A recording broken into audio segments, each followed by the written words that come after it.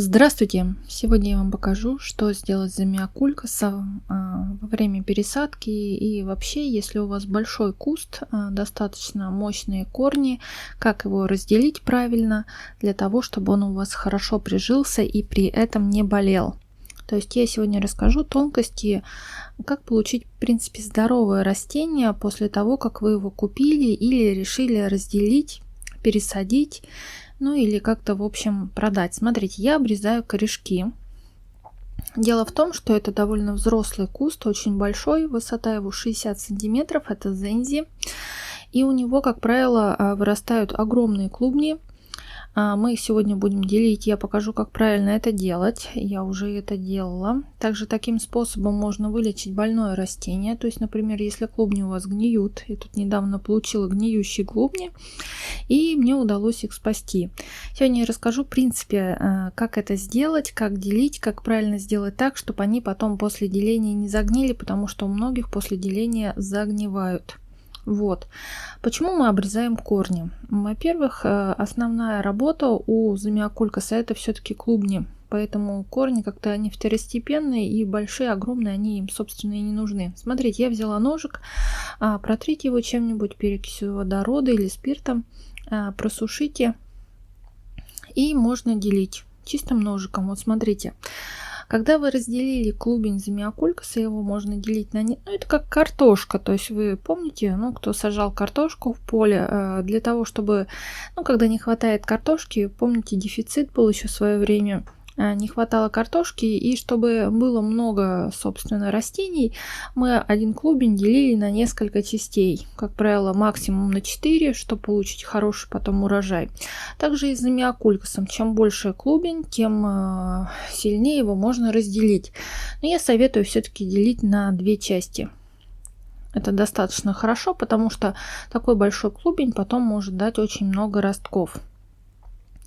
И для того, чтобы у нас клубни не загнили, то есть вы поделили, нельзя его сажать сразу. Вот совершенно нельзя, 100% большей вероятностью он может загнить. В него может попасть какая-нибудь инфекция из земли.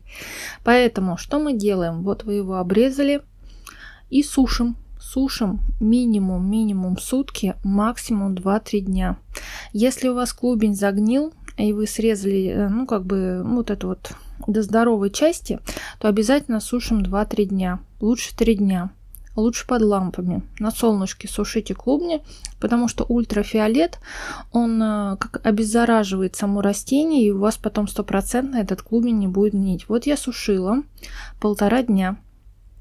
Сушила под лампами.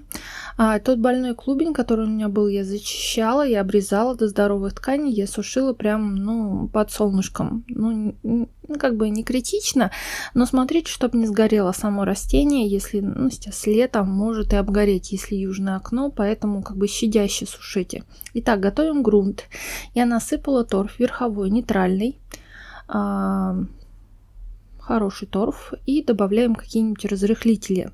Обязательно добавляю перлит, он не впитывает влагу и в данном случае выступает как хороший разрыхлитель. Грунт для замиокулькаса обязательно должен быть рыхлым, дышащим, хорошо дышать. И добавляю древесный уголь. Можно не добавлять, это вот ваше дело, как говорится, но я всегда добавляю, потому что древесный уголь это как постоянная составляющая. И добавляю цимус. Цимус выступает в роли удобрения, разрыхлителя, и он обеззараживает почву одновременно, потому что тут содержатся специальные бактерии, чтобы ваше растение при пересадке, после пересадки не болело. То есть, если в грунте есть какая-то патогенная флора, такое вот, кстати, в последнее время почему-то часто бывает, цимус препятствует размножению патогенной флоре и вытесняет ее. Преимущество цимуса. Цимус это удобрение для всех комнатных цветов, которые сделают из любой почвы чернозем. И самый плодородный грунт, где ничего абсолютно не будет болеть, только расти, развиваться и давать как можно больше листьев и клубней у замиокулькаса. Плюс замиокулькас будет намного лучше выглядеть, листва будет зеленая, красивая. Ну и самое главное для нас, чтобы наше растение не болело. Когда вы пересаживаете, вы должны понимать, чтобы растение росло здоровым, у него повышался иммунитет. Цимус содержит природный циолит вулканического происхождения, в состав которого входит азот, фосфор, калий.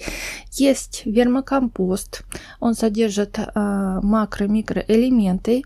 Есть почвоулучшитель. Также есть почвенные бактерии, это сенная палочка и триходерма. Она помогает развивать естественную флору. Все ссылочки на цимус есть в описании и в закрепленном комментарии.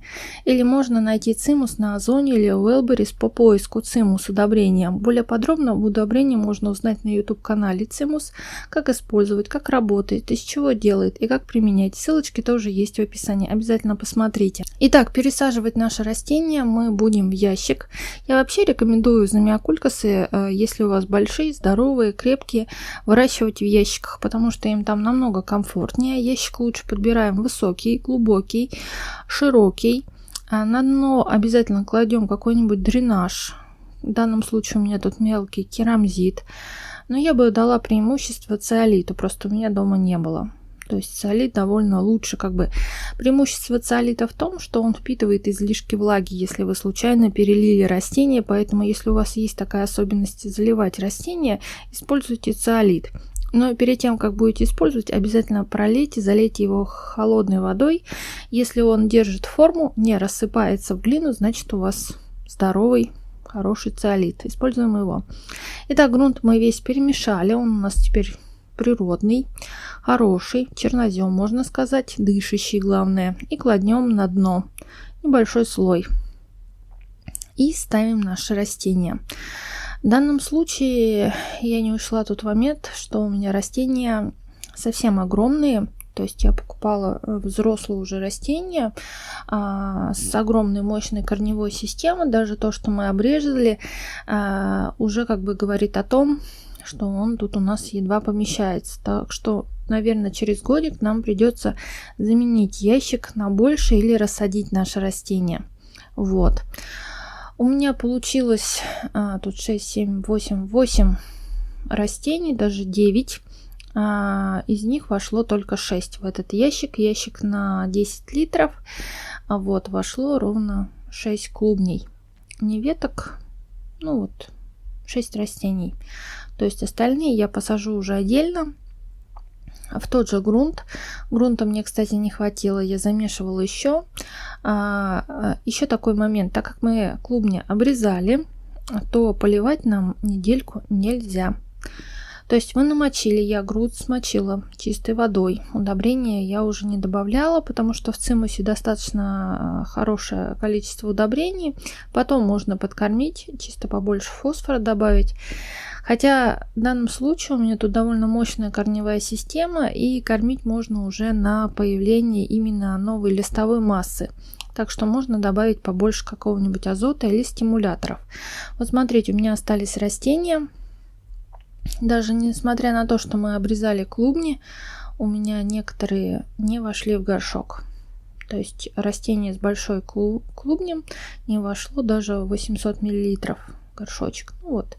Эти потом уйдут на продажу. Когда я поделю все свои растения, адаптирую их, они уйдут на продажу. Буду ли я выставлять на YouTube, я уже не знаю. Не могу сказать, может, в городе выставлю, мне будет проще в городе все это дело отдать. Город как-то не очень покупает, особенно когда дело касается высоких цен. Потому что, не дешевый, я считаю, что карликовый вид замиокулькаса, тем более с крупными клубнями, мощными большими листьями. Тут, может, и не видно, но достаточно крупная листва. Тут еще лезут детки. То есть вот так вот. Тут я горшочек уже взяла на 1 литр. Вот, видите, тут уже побольше растения. Оно достаточно крупное, его высота 60 сантиметров. То есть, несмотря на то, что мы его поделили, он достаточно мощный крупный куст. Кто не помнит, я уже выкладывала видео на канале. Вы можете посмотреть, что я покупала эти растения в Гринвилле. Я не знаю, есть ли они там или нет. Я больше туда не ездила. Мне, я считаю, больше растений не надо. То есть за глаза. 2 ящика я оставлю у себя, а остальное буду, как говорится, продавать. Потому что мне так много растений все равно не надо. Плюс за зиму вырастет еще очень много новой листвы. Зимой активно замиокулькас размножается, появляются новые листья, поэтому какую-то, мне излишек просто не нужен. А то у меня уже такая в квартире сплошная просто зелень. Тут настолько много всех этих замиокулькасов, растений, что, как говорится, пора уже начать делиться. Вот еще горшочек на 1 литр. Смотрите, какой огромный. Само растение вроде, листик небольшой, а клубенек с ним остался довольно мощный. Это говорит о том, что потом этот клубень даст очень много новых листиков. И растение будет довольно большое, мощное. А через дней 7 я подкормлю на выгонку листьев. Я обычно использую удобрения с ровной формулой НПК, например, 18-18, и какой-нибудь биостимулятор. Не буду называть его тут имя, но думаю, вы все знаете, кто смотрит мои видео. Я обычно из стимуляторов использую только 2, коричневый и зеленый, но в данном случае зеленый будет намного эффективнее. Вот. А можно их чередовать. Полить буквально 2 раза, и уже будет много новой листовой массы. Имейте это в виду. На стимуляции, как правило, поливаем в 2 этапа. Да? Сейчас полили, через недельку полили 1, и когда 2 раз уже земля высохнет, поливаем 2 раз. Достаточно 2 поливов, и клубни гонят очень хорошо зеленую массу, если они здоровые, крепкие, не болеют и достаточно крупные. Они выдают много новых листиков, поэтому будем кормить. Когда будете пересаживать, не торопитесь, заполняйте пустоты. Я всегда приминаю грунт. Кто-то говорит, что нельзя так делать. На самом деле, если так не сделать, кто вообще часто сажает растения, знает, что если грунт не приминать, во время поливов грунт оседает. И приходится заново готовить землю и подкладывать, что не очень удобно. Поэтому, если какие-то пустоты есть, грунт все равно осядет, утрамбуется со временем. Даже на улице, в огороде я замечала, если по грунту не ходить, то когда идут постоянно дожди, грунт трамбуется, становится в целину, которую потом сложно распахать. Вот смотрите, мы все пересадили. Вот такие у нас красивые, замечательные растения. Это довольно взрослые, мощные кустики. Это у нас карликовый замиокулькас зензи. Он же, я считаю, жук, потому что молодое растение достаточно маленькое, около 20 сантиметров, но достаточно долго растет. Вот так вот, такие красивенькие, змеевидные, я бы сказала, растения. Вот зензи мне нравится намного больше. Он красиво выглядит, достаточно эффектно, небольшой, радует глаз, не требовательный в уходе. То есть, его можно месяц не поливать, но я советую чаще. Вот смотрите, давайте вернемся к началу, потому что я упустила в начале эту часть, чтобы вас не загружать лишней информацией. Вот так вот это выглядело до того, как я вытащила растения из грунта. Помните, я их покупала в Новосибирске, в Гринвилле. Это большие горшки, наверное, литров на 8 или 10. Точно больше 5 скажу, потому что разница. Вот смотрите, какие высокие, хорошие большие горшки, мощные растения. Высота растений 60 сантиметров. Я их обрезала на размножение. Тут Гоша, как всегда, мешается.